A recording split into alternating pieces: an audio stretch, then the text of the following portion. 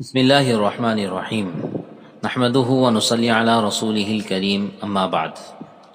محترم ناظرین، طب کا علم انسانی ضرورت ہے۔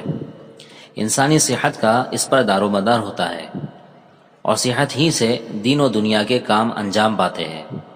اسی لیے نبی کریم صلی اللہ علیہ وسلم نے اس سلسلے میں وقتاً فوقتاً بہت سی باتیں ارشاد فرمائی ہیں، یہاں تک کہ طب نبوی کے نام سے مستقل ایک علم وجود میں آیا اور متعدد علماء اسلام نے اس موضوع پر توجہ دی ہے، اور الطب النبوی کے نام سے متعدد کتابیں سامنے آئیں۔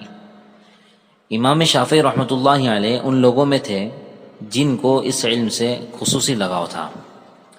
چنانچہ امام شافعی رحمۃ اللہ علیہ فرماتے ہیں کہ علم دو طرح کے ہیں، ایک دین کی سمجھ کا علم، دوسرے بدن کی درستی اور علاج و معالجے کا علم۔ بلکہ یہ بھی فرماتے تھے کہ اس کے علاوہ سب علم وقتی ضرورت اور بیجا مشغولیت ہے۔ امام شافعی رحمۃ اللہ علیہ سے متعدد نسخے مروی ہیں جن کو امام بیہقی رحمۃ اللہ علیہ وغیرہ نے نقل کیا ہے، اور علامہ ابن قیم رحمۃ اللہ علیہ نے بھی طب نبوی کے آخر میں کچھ چیزیں نقل کی ہیں۔ ان میں سے چند نسخے یہاں نقل کیے جا رہے ہیں تاکہ امام شافعی رحمۃ اللہ علیہ کی دیگر صلاحیتوں سے استفادے کے ساتھ اس علم سے بھی فائدہ اٹھایا جائے۔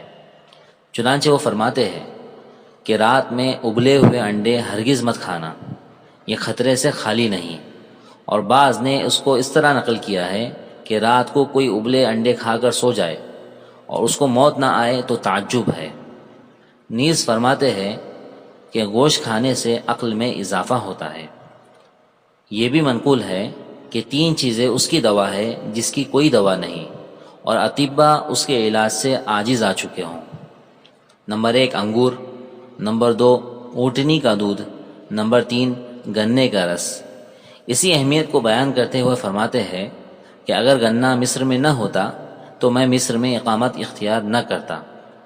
اسی طرح ارشاد فرماتے ہیں کہ 4 چیزوں سے جسم مضبوط ہوتا ہے: گوشت کھانا، خوشبو سونگھنا، بغیر مجامعات کے زیادہ غسل کرنا، اور کتان کا کپڑا پہننا۔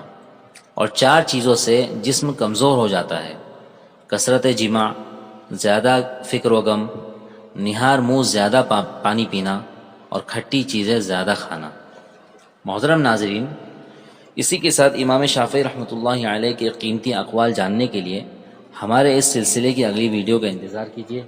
السلام علیکم ورحمۃ اللہ وبرکاتہ۔